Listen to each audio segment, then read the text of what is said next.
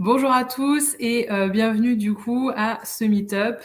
Merci d'être présents au cours de cette heure passée ensemble. Comme Alexia vous l'a dit très justement, nous allons parler du burn-out. On va voir ensemble un petit peu plus en profondeur ce que c'est, comment le traiter, comment le prévenir surtout. N'hésitez pas, si vous avez des questions au fur et à mesure, j'essaierai de répondre, mais dans la grande majorité, j'y répondrai à la fin. Donc on démarre, je sais pas. Alexia, on démarre du coup ou on attend encore un peu? Vous pouvez y aller. Ok, ça marche. Merci beaucoup. Du coup, ce que je vous propose aujourd'hui en guise de sommaire, c'est donc de faire une petite présentation avec les objectifs que je me suis définis et que je souhaite communiquer avec vous au cours de cette heure. On rentrera un petit peu plus dans le vif du sujet avec quelques définitions du burn-out. Contrairement à ce qu'on peut entendre, il n'y a pas qu'une définition burn-out, mais il y en a quelques-unes. On abordera également les traits communs, les traits de personnalité communes et le profil de ce qu'on appelle les burn-outés, donc les personnes ayant fait un burn-out. Je m'amuserai un petit peu à casser et à tordre le cou de certaines idées préconçues qu'on peut avoir dans la partie burn-out effet de mode. On rentrera encore davantage dans le sujet avec la capacité d'adaptation, puisque c'est réellement le nerf de la guerre au niveau du burn-out. On comprendra vraiment de manière très très schématique ce qu'est le burn-out grâce au mécanisme physiologique, vraiment très très schématique. Le but, c'est pas de faire un cours dessus en approfondi. On abordera également comment prévenir ce fameux burn-out et comment le traiter par la suite. On aura une petite passe sur un petit point bonus, on abordera ça ensemble. Et en guise de mot de la fin, on aura la conclusion et les questions si toutefois vous en avez. N'hésitez pas du coup dans le chat à en poser si jamais. J'espère que vous m'entendez bien et que vous arrivez à avoir cette magnifique présentation que j'ai pris du temps à faire. Ok, super, parfait. Donc, on attaque. Donc, je suis Elodie Chassagne, je suis coach formatrice et consultante auprès de différentes sociétés et notamment Extia pour aujourd'hui. J'interviens sur tous les sujets en lien avec la qualité de vie au travail et notamment sur le burn-out. De manière très très synthétique, avant du coup de créer ma société et d'intervenir sur ces sujets-là en entreprise, j'ai été manager de service de près de 85 personnes dans différentes sociétés allant de l'aéronautique, le spatial ou encore la défense et le militaire. Donc, au cours de ces expériences-là, j'ai été amenée à gérer effectivement de l'humain sur toutes ses coutures pendant plusieurs années. Et c'est grâce à ce bagage, je dirais, technique, opérationnel en entreprise, mais aussi à l'ensemble des connaissances QVT que aujourd'hui, ça me permet justement d'accompagner les entreprises à prendre en considération à la fois ces sujets sociétaux, mais aussi tout à fait professionnels. Comme je vous l'ai dit, au cours de cette conférence, je vais vous parler du burn-out selon 3 objectifs qui sont importants pour moi, à savoir comprendre ce qu'est le burn-out, parce qu'au final, on entend parler, mais on ne sait pas forcément ce à quoi ça correspond. Le deuxième objectif, c'est savoir comment ça fonctionne pour pouvoir s'en prémunir. Si on ne sait pas trop ce que c'est et difficile de pouvoir faire de la prévention. Et le troisième objectif, c'est vraiment connaître les bonnes pratiques pour s'en extraire lorsque finalement on est dans le cas de figure d'un burn-out. Hop. Donc, première partie, les définitions du burn-out. Rassurez-vous, on ne va pas faire quelque chose de très scolaire, parce que ça barbe un petit peu tout le monde en général. Là, l'objectif, c'est de vous expliquer un petit peu ce qu'on entend, en fait, derrière ce terme. Donc, le burn-out, de manière globale, ce qu'il faut bien comprendre, c'est que c'est la conséquence finale d'un processus qui est plus ou moins long, en fonction de l'intensité et en fonction des personnes.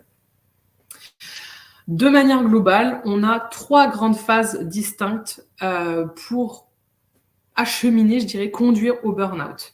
La première phase, c'est la phase de surmenage. En gros, durant cette phase, on observe généralement, principalement que de la fatigue, aucun autre symptôme extérieur apparent, ce qui, justement, est assez difficile à détecter. La personne n'a pas de toux, pas de température, tout se passe bien, entre guillemets, à l'intérieur. Par contre, la personne qui est dans cette phase-là identifie clairement l'origine de ces difficultés. Des grosses journées de boulot, un ou plusieurs enfants qui ne dorment pas ou qui ont des difficultés. Ça peut être aussi préparer un événement. En somme, on recense une augmentation de tout ce qu'on va appeler les agents stresseurs. Donc, ça peut être plein de petites sources de stress, si vous préférez, qui vont donc, ces agents stresseurs, qu'ils soient positifs ou négatifs. Donc, on a 2 typologies d'agents stresseurs. Les positifs, ça va être vraiment les projets de mariage, les naissances, les vacances à préparer, les déménagements, aller chercher ses enfants à l'école, etc. C'est des éléments qui sont positifs, mais qui vont être source de stress et qui, à l'intérieur de soi, va conduire à un état de stress. Plus ou moins intense en fonction, évidemment. Il y a des agents stresseurs négatifs. Là, par contre, ça va être une charge importante de travail supplémentaire, se dépêcher à faire quelque chose, d'aller à un point ou un point B, par exemple. Ça, c'est plutôt un stress négatif, mais in fine, ça conduit à la même réponse, on va dire, de l'organisme. L'ensemble de tous ces petits faits de vie apportent du stress au niveau physiologique, on y reviendra, cortisol, adrénaline, etc. Cette période, de manière globale, elle est plus ou moins longue selon la période. Et ce qu'on retrouve à chaque fois, ça va être des personnes qui avancent tant bien que mal en se disant « c'est que passager, faut que j'assure le quotidien, et puis de toute façon, si je le fais pas, il n'y a personne qui va le faire à ma place ». Je ne sais pas si ça parle à certains d'entre vous d'ores et déjà, mais en général, ces petites phrases, on les retrouve assez souvent. Deuxième phase, c'est la phase d'épuisement. La phase d'épuisement, c'est une phase où on va appeler ça aussi la phase de résistance. Ça signifie que la volonté ne suffit plus à faire avancer. La fatigue chronique s'installe et finalement la personne va être de plus en plus dans le mal, je dirais, à fonctionner normalement. L'état de fonctionnement général est un peu plus difficile. C'est là aussi où on va trouver les petits bobos, les maux de dos, les migraines, les choses... les petites pathologies un petit peu comme ça qui vont arriver. Cette période, elle est ponctuée de haut et de bas. La personne va pallier les côtés un petit peu bas. Oui, aussi, Patricia. C'est ce qu'on peut retrouver. La personne, du coup, en difficulté, ne va plus fonctionner correctement et du coup, va utiliser ce qu'on appelle des béquilles. Ça va être le sport, les compléments alimentaires, être à fond dans les activités bien-être. Et ça peut être aussi des addictions. In fine, généralement, la personne prend contact, du moins, prend conscience qu'il y a quelque chose qui ne fonctionne pas comme d'habitude et donc va voir son médecin généraliste, va voir un psy ou un coach. De manière globale, ces périodes un peu plus stables permettent de reprendre un peu le dessus et de se dire finalement, c'est pas si grave que ça, on avance, la personne résiste, d'où la phase de résistance, la personne résiste tant bien que mal. Et cette phase, là aussi, peut durer des mois, voire des années. Troisième phase, c'est la phase du coup qu'on appelle le burn-out, l'épuisement généralisé, c'est vraiment l'effondrement. Ça constitue le moment où la volonté et les béquilles ne tiennent plus de manière globale. La personne se réveille un jour et sous l'effet d'un simple déclencheur ou du stress supplémentaire, une nuit compliquée, une réunion, une nouvelle source de pression supplémentaire, elle s'effondre. c'est-à-dire que la tête et le corps ne fonctionnent plus du tout. Sortir de son lit devient extrêmement difficile et le moindre effort physique, mental devient totalement insupportable. C'est aussi cette phase-là où vraiment la tête dicte au corps, on passe en mode survie. Il y a eu trop de stress pendant un laps de temps très long. J'y reviendrai un petit peu plus en détail après. Mais du coup, on switch vraiment en mode survie. Au sein de cet état d'épuisement généralisé ou burn-out, il va y avoir une variété de stades différents. Pour certains professionnels, on va retrouver le même burn-out qui est relativement simple et modéré, j'entends. Pour d'autres, une hospitalisation est nécessaire. Vraiment, il y a une pléthore de burn-out différents, tant il y a de personnes différentes finalement. Je voulais aussi revenir sur la définition que l'OMS nous donne. Sur le burn-out, c'est un épuisement physique, mental, émotionnel qui résulte d'un investissement prolongé dans des situations de travail exigeantes, avec pour trois conséquences majeures: un sentiment de manque d'énergie, le retrait vis-à-vis du travail ou des sentiments assez cyniques et négatifs à l'égard de celui-ci, et une perte d'efficacité dans le travail. Cette définition, elle ne fait pas l'objet d'un consensus auprès de tout le monde, parce qu'il y a beaucoup de personnes qui s'élèvent pour dire que le burn-out n'est pas l'apanage que du domaine professionnel. Effectivement, ça peut y conduire, mais on est quand même face à une situation où c'est vraiment toute la vie de la personne qui est assujettie au burn-out et non juste la partie professionnelle. Sentiment que je partage, notamment. La typologie des symptômes est relativement large quand on est en burn-out. Ça peut aller d'états émotionnels en dents de scie, des joies très intenses, voire des tristesses très très intenses aussi, des troubles cognitifs type perte de la mémoire, de la concentration, des troubles comportementaux avec un excès d'empathie et parfois aussi de l'agressivité, une baisse de la motivation, ça c'est pour à peu près tous les cas de burn-out. On peut coupler aussi à des symptômes physiques tels que la fatigue, des maux de dos, des problèmes de sommeil, des problèmes gastro-intestinaux. Vraiment, il y a une grosse palette, je dirais, des symptômes à la fois physiques et mentaux, émotionnels qu'on peut avoir sur ce type de pathologie-là. Mais finalement, qui sont les personnes assujetties au burn-out ?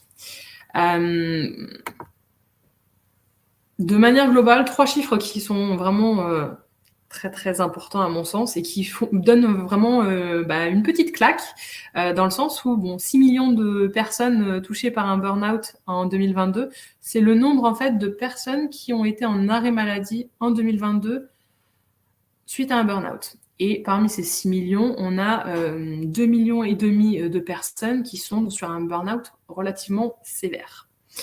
54% des personnes en burn-out ont moins de 29 ans, on y reviendra, et 47% sont des femmes.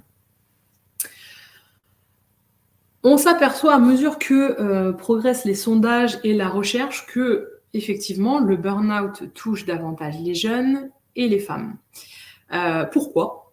Finalement, il apparaît que les moins de 35 ans sont davantage plus en proie à l'anxiété, les pensées suicidaires, la dépression que le reste de la population française. Ça, c'est vraiment une enquête qui a été menée tout au long de l'année 2021 par Santé publique France. Et par ailleurs, ils doivent aussi, ces moins de 35 ans, moins de 29 ans, ils doivent faire leurs preuves professionnellement parlant. Et pour beaucoup, cela signifie ne pas poser de limites, absorber énormément de charges de travail. Il y a aussi une donnée qui est importante, la compétition parmi certaines personnes. Les amplitudes horaires, évidemment, la non-distinction, finalement, à un moment donné, du monde professionnel et du monde personnel qui conduisent à ne jamais dire non et à tout donner. Pour ce qui est des femmes, on va avoir d'autres thématiques, tout ce qui va être en lien avec la charge mentale, les travaux domestiques qui ne sont pas rémunérés, la gestion des enfants qui est encore très présente pour les femmes salariées versus les hommes salariés. Ça ne veut pas dire que c'est une généralité, ça veut juste dire que on recense qu'il y a un peu plus de femmes qui s'occupent encore de la gestion des enfants. Et tout ça, mis bout à bout, conduisent à engendrer un burn-out. Donc, comme je vous disais tout à l'heure, moi, personnellement, je suis partisane, au même titre que certains professionnels, de dire que voilà, c'est vraiment un tout. Et c'est pas que sur la partie professionnelle on engendre un burn-out. Pour ce qui est du profil à proprement parler, de manière globale, là aussi, vous pouvez voir sur cette slide qu'il y a un certain nombre de traits de personnalité communs que l'on recense chez les burn-out et qui figurent sur cette slide. Qui se reconnaît parmi ces traits de personnalité? Allez, je veux voir sur le chat. Est-ce que vous vous reconnaissez sur ces traits de personnalité? Oula, d'accord, ok. Absolument, très bien. Ok. Donc, le perfectionniste, celui qui ne se fixe pas de limites. Ok, super. Ah, attention à vous, du coup, plus, parce qu'effectivement, c'est des traits... voilà, c'est ça, tout le chat. Effectivement, Baptiste, c'est tout à fait ça. Effectivement, ces traits de personnalité sont vraiment ce qu'on va retrouver chez tous les burn-outés. Il y en a qui vont... Alors, c'est du professionnalisme, oui et non. Certains vont faire preuve de professionnalisme, mais vont poser un cadre, vont avoir des limites à ne pas à se fixer, du moins. Ils vont avoir une certaine agilité d'esprit dans le sens où quand le travail doit être fait, il doit être fait d'une certaine manière pour les personnes qui ont ce trait en commun. Il faut avoir une volonté, enfin, la personne qui est en général assujettie au burn-out, elle a une volonté de faire et on y reviendra parce que justement, c'est cette faculté qui va justement conduire à sa dégradation. Et ce qu'on retrouve aussi, ce qui est quand même assez fou, c'est que c'est une personne qui prend extrêmement bien soin des autres, mais plus de soi-même. C'est une personne qui va dire « il faut, je dois, si je ne le fais pas, c'est très compliqué ». C'est vraiment le bon élève, la personne qui est ultra empathique et qui, justement, va se faire un petit peu absorber par cette empathie-là.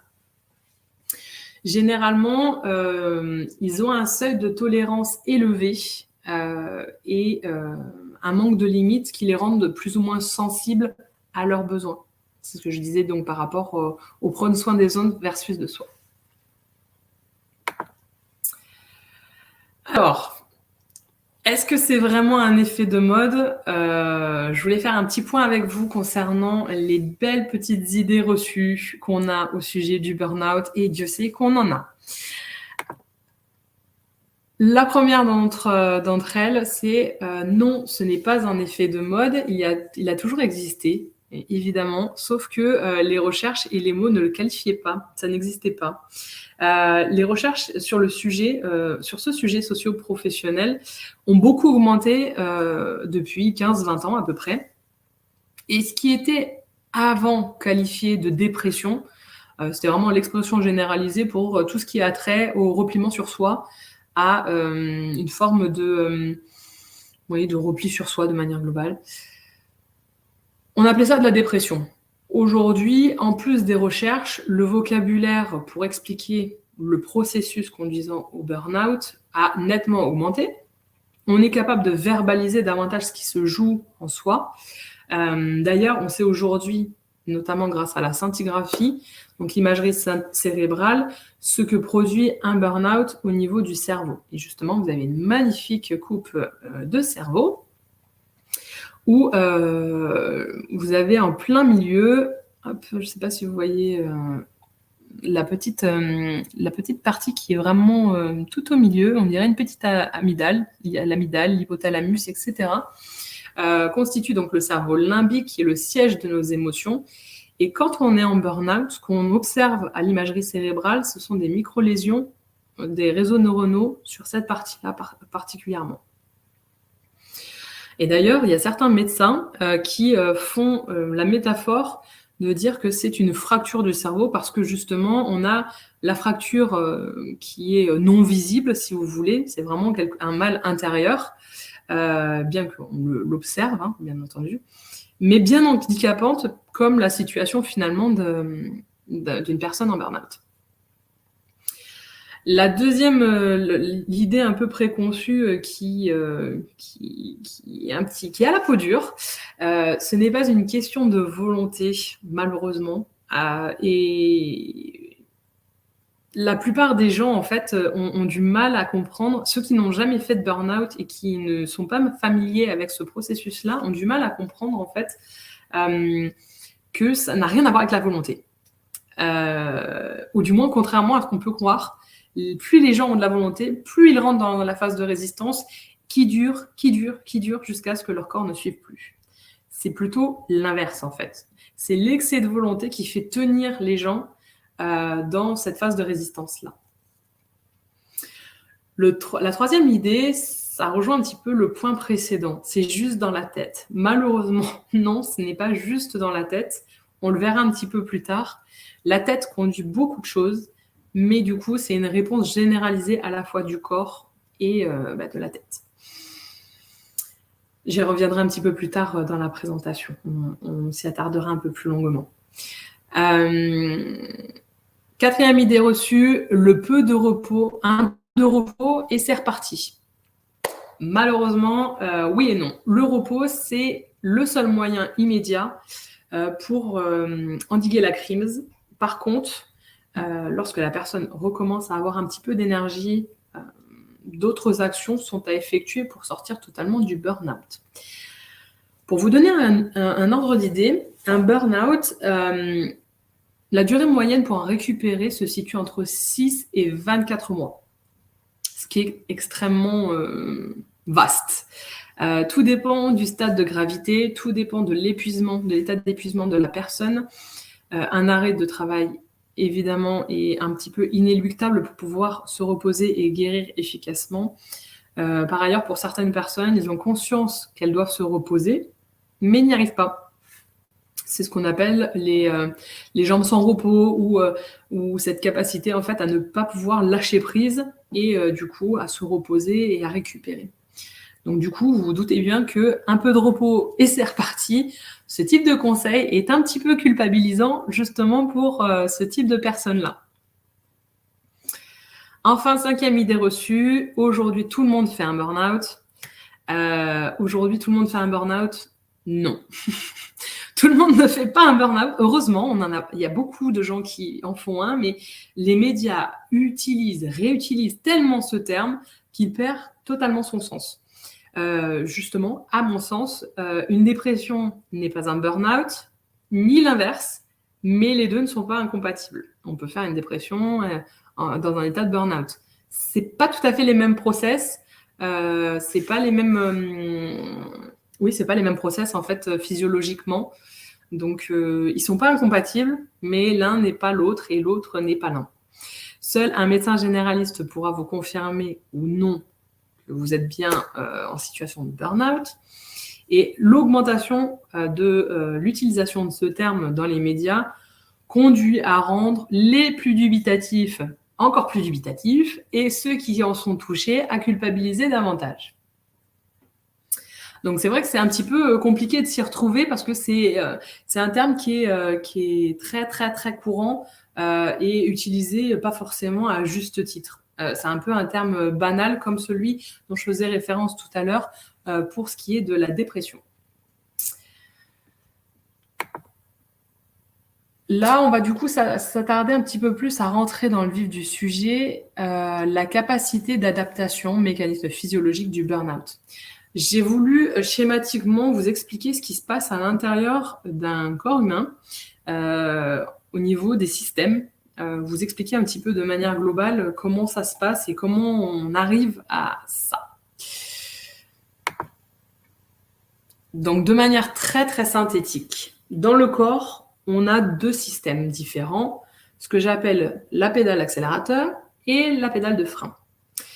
La pédale d'accélérateur, c'est le circuit de la réactivité. C'est vraiment celui qui va nous permettre d'être en action et donc d'être mobilisé, de mobiliser du moins l'organisme dès qu'il y a un déclencheur, type agent de stress, on y reviendra. La pédale de frein, c'est vraiment le circuit de la récupération et de la régulation. L'idée, c'est de contrebalancer l'accélérateur et donc de maîtriser l'emballement pour apporter une réponse cohérente à une situation vécue. Pour vous donner un ordre d'idée, en gros, quand on fait face à un danger, on va se stopper ou prendre la fuite, enfin, soit être immobile, soit prendre la fuite, soit combattre. Mais évidemment, quand on prend la fuite, nul besoin d'aller très très très loin du moment que le danger est stoppé. Donc là, la pédale de frein permet justement d'apporter une réponse cohérente. Parmi les déclencheurs, je vous ai mis agents de stress. Ça peut être du stress, des agents stressants externes, donc type le danger, dans lequel je vous mentionnais juste avant. Une difficulté, ça peut être un conflit, ça peut être un imprévu ou de la nouveauté. Ça peut être des déclencheurs aussi internes, comme des pensées, des émotions, des besoins physiologiques, même des pensées, enfin je dirais la pression de vouloir bien faire, c'est une pensée qui conduit à une émotion et qui engendre du coup, qui constitue un déclencheur. Comme on l'a vu précédemment, vous avez des déclencheurs à la fois positifs et négatifs. Comme vous l'avez compris, un type de circuit, l'accélérateur, va venir contrebalancer l'autre, le frein. C'est ce qu'on appelle la capacité d'adaptation du corps. Les deux ne sont pas en simultané activés. L'un puis l'autre vont s'activer au fur et à mesure du jour, de la nuit et de tout ce qu'on peut vivre dans 24 heures de temps. Lorsqu'on est soumis à de nombreux déclencheurs, qui sont les agents de stress, la personne va être en surmenage. Donc là, pour le coup, cette pédale d'accélérateur, elle va être vraiment appuyée très souvent et longtemps. Quand la personne est souvent sollicitée et que sa pédale d'accélérateur continue à être maintenue, c'est là où on va être amené à côtoyer justement de l'épuisement. L'épuisement se crée, c'est les fameux coups de pompe, c'est la baisse de la performance globale, on est un peu plus au ralenti, la baisse de la motivation aussi, dont je vous ai parlé tout à l'heure. Les petites douleurs physiques apparaissent au fur et à mesure. Et à la longue, cette pédale d'accélérateur qui est très très souvent actionnée, malheureusement, cette sursollicitation n'est plus suffisamment contrebalancée par le circuit de la récupération. Et donc, du coup, comme le frein n'est plus actionné, c'est ce qui conduit de manière prolongée à ce que le cerveau donne l'ordre de s'économiser d'un coup. C'est ce qu'on appelle le burn-out. Le corps va donc passer en mode survie et c'est vraiment ça le burn-out en fait. C'est arriver à ce moment critique là où on a tellement été sur cet accélérateur, ce circuit qui ne désemplit pas, si vous voulez, que du coup le cerveau ordonne au corps de stopper vraiment toutes ces activités et de se cantonner qu'à la survie. Donc vraiment, les besoins physiologiques de base, dormir, manger, être en sécurité, voilà, tout ce qui est le plus physiologique. Donc là, je pense que vous avez compris que le burn-out, finalement, c'est l'échec de l'adaptation entre ces deux circuits. La personne n'a plus d'énergie, juste ce qu'il faut, entre guillemets, pour ses propres besoins physiologiques, mais elle est vraiment, je dirais, désorientée dans la mesure où, comme elle ne peut plus réaliser ce qu'elle fait d'habitude avec son corps et sa façon de penser, etc., tout est un peu en dents de scie. Les émotions sont disproportionnées, On a une perte de mémoire, des troubles de l'orientation, etc. Vraiment, en très très schématique, le processus du burn-out avec cette pédale d'accélérateur et donc le circuit de la réactivité, la pédale de frein et circuit du recovery de manière globale, donc repos et récupération. Dans les deux systèmes différents, vous avez à la fois ce qu'on va appeler des messagers moteurs, donc plutôt des moteurs d'ailleurs, système nervo-sympathique et parasympathique, qui sont des systèmes autonomes qui s'actionnent tout seuls. Et vous avez également donc cortisone et catécholamine, donc dopamine, adrénaline, noradrénaline, des GABA et la sérotonine, qui sont plutôt des messagers, des neurotransmetteurs et des hormones. Voilà. Là où tout à l'heure je vous disais que c'est pas uniquement que au niveau de la tête, du cerveau, mais vraiment dans le corps, c'est que pour être totalement transparente là-dessus, de toute façon, le cortisol, les catécholamines sont sécrétés par des petites glandes qui sont sur vos reins et qui donc du coup sont acheminées partout dans le corps. Les GABA sont aussi constitués dans le pancréas et dans le cerveau. Là aussi, il y a vraiment la notion de corps et non plus que de tête. Et la sérotonine est sécrétée au niveau du duodénum, donc l'intestin et du cerveau aussi. Donc voilà un petit peu de manière globale. J'espère que c'est assez clair. Est-ce que vous avez des questions par rapport à ça? Je sais que c'est pas forcément évident à expliquer, mais j'ai essayé vraiment que ce soit le plus schématique possible pour comprendre en fait que c'est pas un problème que dans la tête, que c'est pas un problème de volonté, mais c'est bien un problème qui se répercute sur tout le corps. Oula. C'est très clair. Super, Gaëlle. Merci beaucoup. Ça explique. Ouais, tout à fait. Alors, pour la partie dopamine, la dopamine, c'est un neurotransmetteur, une hormone qui est sécrétée dans le cerveau et qui, justement, est l'hormone de la récompense. Donc, quand on est dans ce schéma-là, on va vouloir justement en faire plus pour justement avoir ce sentiment de bien-être grâce à ce circuit-là de récompense. Il y en a qui culpabilisent la chose. Oui, c'est pas faux, Adrien. Je suis d'accord avec vous. Le burn-out, c'est encore vraiment un autre sujet c'est vraiment pas tout à fait pareil que le burn-out. Hein. Les process physiologiques sont pas du tout les mêmes. C'est pour ça que j'en parlerai vraiment pas du tout aujourd'hui. Je me borne au burn-out et déjà c'est vraiment un vaste sujet. En 1 heure, c'est un petit peu compliqué de vous en parler davantage. C'est pour ça que j'essaie d'être assez schématique, mais quand même de pouvoir rentrer un peu dans le vif du sujet. Est-ce que les gens arrivent à poster des questions dans la partie questions à part les orgas? Oui, moi je vous lis, donc il n'y a pas de souci. Du coup, si c'est clair pour vous, on passe à la suite. Donc, au moins, vous avez pu vraiment comprendre ce que c'était, en fait, burn-out, mais quid du burn-out. Hop. Pour prévenir le burn-out, du coup, on a différentes petites choses qui sont possibles. Donc, vous l'avez compris, le burn-out, c'est vraiment la dernière phase, la phase de la conséquence, je dirais, de tout le process et du long processus qui a été en amont. Pour casser ce cheminement, plusieurs moyens s'offrent à vous.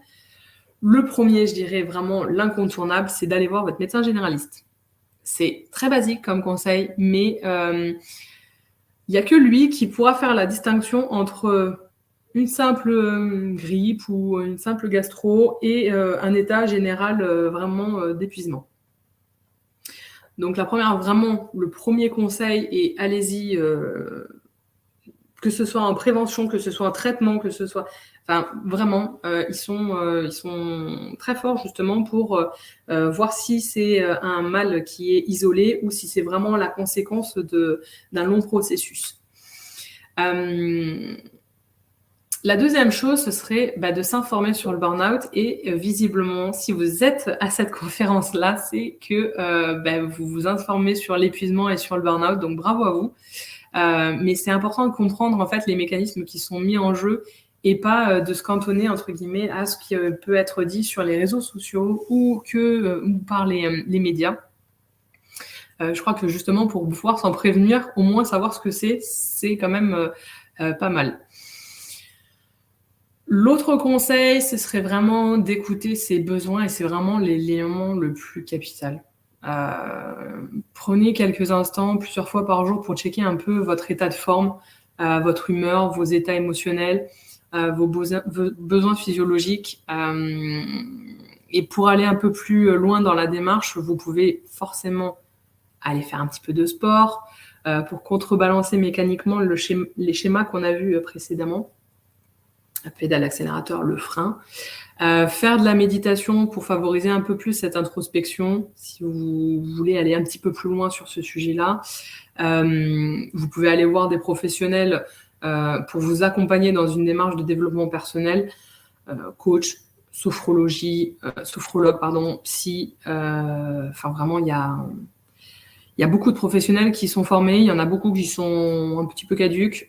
Faites votre expérience, allez voir et voyez ce que ça peut vous apporter si toutefois la personne que vous rencontrez peut vous permettre de faire un petit bout de chemin, ma foi, ce sera toujours bien pour votre conscience de vous-même. Autre conseil pour prévenir le burn-out, ce serait vraiment, là aussi, ça tombe un petit peu sous le sens et ça rejoint le point précédent. Poser des limites, tout simplement, poser un cadre.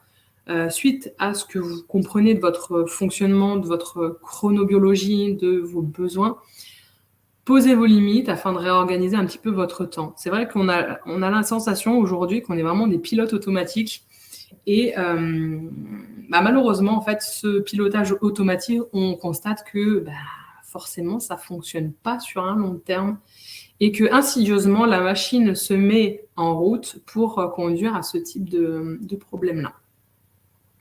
Donc, posez vos limites, réorganisez votre temps, octroyez justement des petits moments pour chacune de vos activités. Essayez de contrebalancer à chaque fois. Quand on a une charge de travail trop lourde et trop longue, essayez de contrebalancer avec des activités telles que celles que je vous ai décrites précédemment. Ça peut justement vous permettre de retrouver un petit peu d'équilibre. C'est, on va dire, votre béquille immédiate. Apprenez à dire non, évidemment. Ça, je pense que c'est le nerf de la guerre pour tout le monde. C'est pas forcément évident, surtout dans un contexte professionnel. Mais du coup, effectivement, c'est important de poser un cadre de manière globale. Vous pouvez également vous former sur des outils de gestion de stress et d'émotion. Le stress, je vous en ai parlé tout à l'heure, mais de manière globale, le stress, ce qu'on appelle le stress, c'est vraiment à la fois les agents stresseurs et la réponse.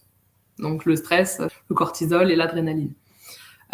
Évacuer le stress, ça peut contrebalancer votre machinerie interne. Là, pour le coup, vraiment, Internet regorge, et les réseaux sociaux aussi regorgent de bons et de moins bons conseils, bons et moins bons professionnels. Faites votre expérience par vous-même. Je pense que c'est vraiment le meilleur conseil qui soit. On est tous différents, on a tous des sensibilités différentes. Une chose peut être perçue d'une façon avec une personne, qui le percevra différemment avec une autre personne. Enfin, voilà. Il faut vraiment faire son expérience par soi-même. On est tous différents, à mon sens. Et donc, vous avez des outils de gestion de stress. Un jour, je pourrais potentiellement vous en parler, ou de gestion des émotions, qui sont propres, on va dire, dans la palette de ce qu'on a. Il y en a qui sont propres pour certaines personnes, certains profils, et d'autres moins. Tout dépend en fait du profil, de vos attentes, et du coup, d'expérimenter par vous-même ce qui fonctionne ou pas.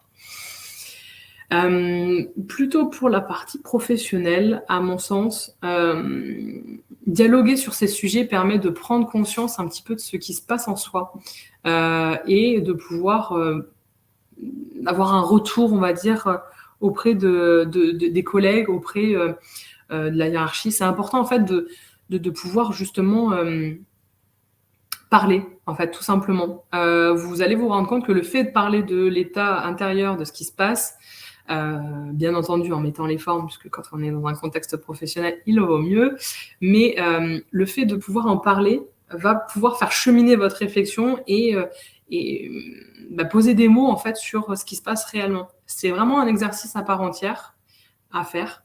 Ça favorise aussi le soutien quand vous en avez besoin, ça rompt l'isolement. Pour du coup le contexte un peu plus professionnel, on peut mettre en place un certain nombre de groupes d'échange sur ces sujets-là. Ça permet aussi d'avoir un feedback sur ce qui se passe en tant que manager. Ça permet aussi d'avoir un feedback sur ce qui se passe à l'intérieur de la personne, parce qu'on ne sait pas forcément quel est le degré de mal-être, entre guillemets, de la personne. Et pour estimer équitablement un travail, c'est bon aussi d'avoir ce retour-là. Ça permet également d'éviter les conflits, parce que vous vous doutez bien que pour justement être en interaction avec les autres, on vit pas, on n'a pas les mêmes humeurs, on vit pas les mêmes choses, on n'a pas la même chronobiologie, on n'a pas les mêmes besoins, les mêmes attentes, les mêmes croyances, etc. Donc, de manière globale, dialoguer, c'est quand même, là aussi, le nerf de la guerre. Une dernière chose, développer votre résilience. Je ne sais pas du tout si vous connaissez ce terme-là, résilience. C'est un terme qui est devenu un petit peu plus courant depuis les travaux du professeur et neuropsychiatre Boris Cyrulnik. Boris Cyrulnik, du coup, c'est quelqu'un qui a travaillé sur la résilience, et donc la résilience, c'est un concept qui est relativement récent, et l'idée, en fait, c'est d'estimer la capacité de rebond derrière un échec, derrière une position difficile. Et donc, lui a émis énormément de théories là-dessus, a travaillé sur des outils qui soient utilisables par tous, notamment justement pour avancer, continuer à faire son propre chemin, malgré en fait les embûches qu'il peut y avoir. Voilà pour cette partie de prévention. Je pense réellement que toutes les cartes s'offrent à vous. Vous pouvez très bien vous retrouver sur les réseaux sociaux ou Internet et trouver chaussures à votre pied, tant que vous allez justement regarder un petit peu ce qui s'y passe, regarder un petit peu quels outils peuvent vous correspondre et dans quelle mesure, en fonction, pareil, de vos attentes et de vos besoins. Lorsque c'est trop tard, du coup, et que finalement on est au bout du process, qu'on est en état de burn-out, comment le traiter, par où commencer? Hop. Pour moi, il y a deux distinctions importantes à faire. Comme énoncé précédemment, il y a une multitude de burn-out différents, plus ou moins complexes, plus ou moins intenses. Deux parties sont nécessaires, à mon sens, pour gérer ce qu'on appelle une crise, donc le burn-out. La première partie, ça correspond à la première période, c'est-à-dire les premiers jours, premières semaines, voire quelques mois, que le burn-out s'est déclaré. La personne est réellement en mode survie. Donc, à ce moment-là, on essaie de rester quand même, d'honorer, on va dire, ce système-là. Si votre corps s'est mis en mode survie, c'est pas pour rien. Deuxième période, une fois que la personne a réemmagasiné un petit peu d'énergie et commence à récupérer, il y a un autre travail qui peut être mis en place. Pour la première période, vraiment, dès que vous vous sentez très fatigué avec un ou plusieurs symptômes décrits précédemment, consultez votre médecin. Vraiment, c'est la première chose à faire pour justement avoir un diagnostic qui soit assez en phase avec votre situation à vous. Même si vous n'êtes pas en burn-out, allez consulter, en fait. Même si vous êtes juste dans un état de fatigue, mais vous ne savez plus vraiment si c'est normal, pas normal, etc., consultez. C'est vraiment la première chose à faire. Bien souvent, les personnes en burn-out, d'ailleurs, ne se rendent pas du tout compte de l'état réel dans lequel elles sont. Il y a une sorte de déni complet. Toutes les personnes que j'ai accompagnées dans ce cas de figure-là, elles étaient, et d'ailleurs les autres professionnels avec lesquels je travaille, remarquent ça aussi, elles se rendent pas compte qu'elles sont épuisées. Donc on est toujours encore dans ce truc-là de toujours plus, et ah bah non, il faut que j'aille travailler. Bah oui, mais là pour le coup, c'est vraiment compliqué parce que votre corps vous dit stop. Et oui, bon, ça va, je suis un petit peu fatiguée. Ils sont complètement dans un état second. Donc, allez voir votre médecin, c'est vraiment la première chose à faire, primordiale. La deuxième chose à faire, toujours dans cet état-là, un petit peu de recovery, c'est de prendre du temps pour soi, mais vraiment de pouvoir vous tourner vers des techniques corporelles. L'idée derrière ça, c'est de reprendre du temps, de reconnecter, on va dire, la tête et le corps. De reconstituer un petit peu le lien, parce que ce qu'on ressent physiquement, en général, quand on l'a mis sous le tapis et qu'on est arrivé dans une situation de burn-out, on n'en a plus du tout conscience. On n'a plus du tout conscience de l'état de fatigue, on n'a plus conscience des maux, les maux de dos, etc. Ça réapparaît au bout d'un moment, mais notre cerveau, il est totalement focalisé sur autre chose. Donc là, pour le coup, c'est important de pouvoir repartir sur, justement, des techniques corporelles telles que celles que je vous ai mentionnées. Ça permet d'activer un petit peu plus le recovery et de valoriser le temps que vous avez justement pour pouvoir poser un petit peu les choses. Dans la même continuité, je vous suggère de pouvoir sortir un peu. De la même façon, en fait, que les personnes qui sont dans ce schéma-là d'introspection, promenez-vous, reconnectez-vous à la nature, prenez du temps d'apprécier l'environnement dans lequel vous évoluez. Au début, ça vous semblera vraiment très difficile parce que vous n'avez pas d'énergie et d'où la nécessité d'y aller progressivement. Mais après, ça vous permettra vraiment de réactiver cette pédale de frein dont on a vu tout à l'heure. Et du coup, les hormones associées.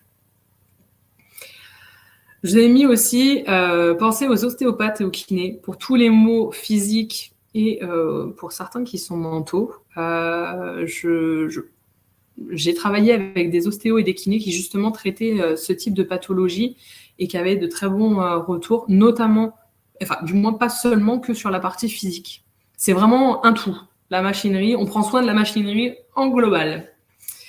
La partie plutôt diététique, nutritionniste, c'est vraiment pour vous accompagner sur la partie alimentaire, et on se rend compte que les personnes qui ont fait un burn-out ont souvent négligé cette partie-là, cette partie alimentaire. C'est manger rapidement, un petit peu tout pour pouvoir continuer le rythme de la journée. Le fait de reposer les bases, de pouvoir revoir un petit peu s'il y a des carences, etc., c'est vraiment pas à négliger sur cette partie-là. Et surtout, ça peut permettre justement d'avoir une phase de récupération plus rapide. Pour la partie naturopathe, de manière globale, un naturopathe pourra vous aider sur un certain nombre de compléments qui vous aideront justement dans la gestion de ce burn-out. Je ne vais pas tout détailler ici, mais la supplémentation, ça peut avoir vraiment 4 avantages distincts. Optimiser la micronutrition, donc tout ce qui va être magnésium, vitamine B, zinc, sélénium, vitamine D, C, D, E, la taurine, les oméga 3. C'est vraiment en fait les éléments de base pour justement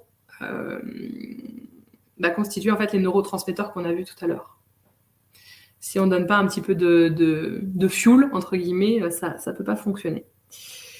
Optimiser la sécrétion des neurotransmetteurs, notamment la sérotonine et les GABA, tels que le safran, puisque c'est un des précurseurs, le Griffonia 5-HTP pour la partie tryptophane. Typiquement, le Griffonia permet justement de pouvoir aider à la sécrétion de la sérotonine, et la sérotonine est là aussi un précurseur de la mélatonine, l'hormone du sommeil. Il y a certaines plantes aussi qui peuvent vous aider à réparer un peu cette chaîne hormonale, type ashwagandha, rhodiola, l'astragale, etc. Et enfin, l'aromathérapie, l'épinette noire notamment, le pin sylvestre, laurier noble qui peut aider aussi, notamment à reprendre un peu le dessus. Voilà, donc un naturopathe pourra vous accompagner sur ces sujets-là et à augmenter un peu comment dirais-je, la capacité de recovery.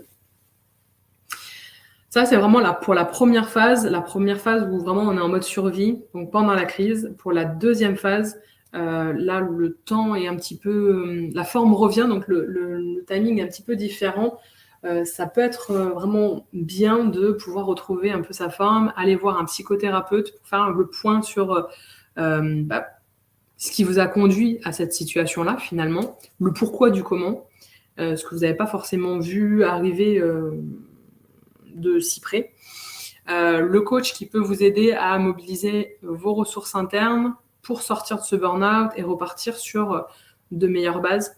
Par ailleurs, vous avez aussi des thérapeutes, donc psy et coach, qui sont formés aux thérapies comportementales et cognitives.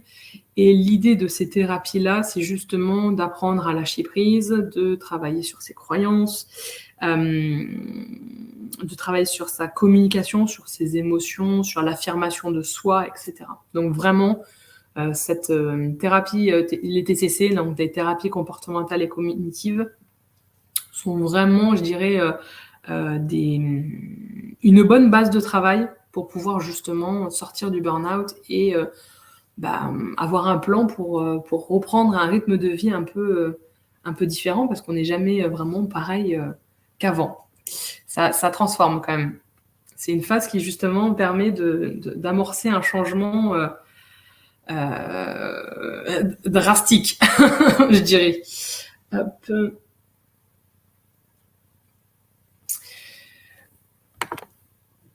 Petit bonus, je vous ai mis du coup quelques petites phrases. Dans le cadre professionnel, on a tendance à perdre de vue complètement la vision de notre travail, la place que celui-ci a dans notre vie. L'idée de ces petites phrases qu'on va voir ensemble, c'est justement de pouvoir replacer un petit peu le travail à sa place et de rechallenger un peu le rapport qu'on a à celui-ci. Donc finalement, vous pouvez vous poser les questions suivantes. Est-ce que je suis vraiment acteur ou actrice de mon évolution dans l'environnement dans lequel j'évolue? Qu'est-ce qui se joue dans mon rapport au travail? Vers quoi j'avance? Qu'est-ce qui me motive? Qu'est-ce qui me donne vraiment envie de prolonger ce chemin-là? Qu'est-ce que je ressens ou que je ne ressens plus quand je travaille? Ça, c'est bien de faire un petit check dont je vous parlais tout à l'heure, justement. Autant sur la partie physique, autant sur la partie plutôt motivation, humeur, etc. Faire un petit bilan. Quand je travaille, ok, comment je me sens? Qu'est-ce que je fuis quand je travaille autant? Alors ça, c'est pas forcément pour tout le monde, mais il y en a qui ont tendance à s'enfermer dans le travail et à avancer, mais finalement, c'est plutôt un profil de fuite. Donc, à se poser comme question. Et qu'est-ce que ce travail m'apporte de manière globale? Ces quelques petites questions types peuvent vous aider un petit peu à faire le point sur votre situation, à vous donner des éléments de réponse, mais au moins à aller chercher un petit peu en détail ce que ça évoque pour vous et où est-ce que vous en êtes actuellement. Par ailleurs, je ne le répéterai jamais assez, allez consulter votre médecin si toutefois vous voyez que vous n'êtes vraiment plus en phase avec ce que vous vivez ou que les réponses qui vous sautent aux yeux, bon, effectivement, il y a quand même de quoi faire. Allez voir votre médecin, allez voir un psy, allez voir un coach pour faire évoluer votre réflexion sur le sujet professionnel. Hop. Dernière petite chose, si celui-ci veut bien. Ouais, tout à fait.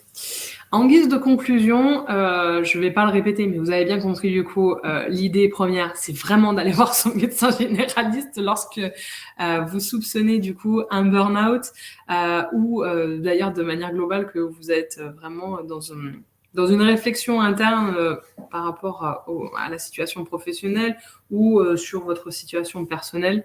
C'est bien de pouvoir faire un petit peu le point en dehors des mots que vous pouvez avoir. Donc, ceci étant décorrélé à mon sens. Je vous ai parlé du burn-out et je pense que vous l'avez compris, le processus est long pour certains, mais le burn-out en lui-même, c'est vraiment l'acheminement, la troisième étape de ce processus-là. Au niveau physiologique cette fois-ci, le burn-out, c'est vraiment l'échec des capacités d'adaptation. Pensez à la pédale de frein et d'accélération qui doivent se contrebalancer chacune l'une après l'autre. Pensez quand vous conduisez, ceux qui ont le permis, pensez quand vous conduisez, justement, vous pouvez pas appuyer à la fois sur le frein et sur l'accélérateur, mais là c'est exactement la même chose. Écoutez vos signaux d'alarme qui sont propres à chacun. On ne le cessera jamais de le dire, mais tout le monde est différent. Donc, même si vous êtes issu de la même famille, que vous avez les mêmes codes, les mêmes croyances, la même éducation, etc., vous n'avez pas la même façon de vivre les situations que vous vivez. Donc, il faut pouvoir faire un petit peu d'introspection et écouter un peu les signaux d'alarme. C'est pas anodin quand on a des maux de dos, quand on a des douleurs de nuque. C'est pas anodin quand on a des sciatiques, des choses comme ça. Donc voilà, ça fait vraiment... votre corps vous met un peu en garde. Attention, là, on tire un petit peu trop. On est dans un état de fatigue. Warning. Donc, prêtez l'oreille du coup et écoutez un peu ces signaux-là. Vous êtes acteur de votre propre bien-être. Personne ne peut ressentir ce que vous ressentez à votre place. C'est important de bien le prendre en tête. C'est pas votre employeur, c'est pas votre voisin, c'est pas votre boulanger qui pourra faire ça à votre place. C'est vraiment un engagement personnel que vous avez par rapport à votre propre corps. En fait, vous allez le garder toute votre vie. Donc, corps, tête, à vous d'en prendre soin. Par contre, même si à l'intérieur de vous, vous êtes tout seul à gérer, entre guillemets, vous n'êtes pas seul. Vous avez des professionnels qui peuvent vous accompagner en prévention comme durant le traitement. Je vous ai mis une petite citation pour clôturer du coup de Blaise Pascal, pardon. Nous courons sans souci dans le précipice après que nous avons mis quelque chose devant nous pour nous empêcher de le voir. À mon sens, c'est vraiment extrêmement représentatif de ce qu'est le burn-out et de cette course contre la montre qui nous tient de manière quotidienne. Et finalement, quand on ne prête pas assez écoute à ces signaux, etc., nous conduit dans le précipice, comme le dit très bien Blaise Pascal. Voilà. Je vous remercie pour votre attention. Je vais regarder un petit peu ce que vous avez mis parce que visiblement, vous êtes bien marrés. J'espère que la présentation vous a plu. Je vous remercie vraiment de m'avoir écouté et j'espère que ça a pu répondre à une certaine interrogation par rapport à ce sujet-là. Et si vous avez des questions, n'hésitez pas.